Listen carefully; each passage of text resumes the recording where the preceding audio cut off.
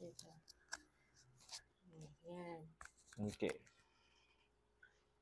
You know, magbibigay ako sa inyo ng fun trick sa computer mo or sa laptop mo. Ito yung gagawin natin. So, una, buksan mo yung notepad. Okay?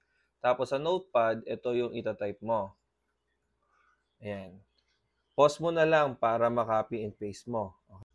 Tapos, once na okay na, isave mo siya at ipangalan mo siyang error.vbs. Okay? Parang ganito. Ganyan ang magiging pangalan niya, ha? Error.vps. Okay? Ganyan yan. Pero, pag sinave mo, ganyan na siya. Then, pwede mo tong i-run para ma-prank mo yung kaibigan mo. Kunyari, ganyan yan lalabas.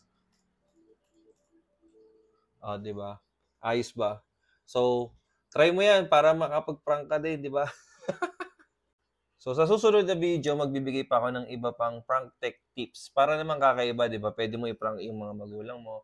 It's just a harmless prank lang naman. So, follow for more!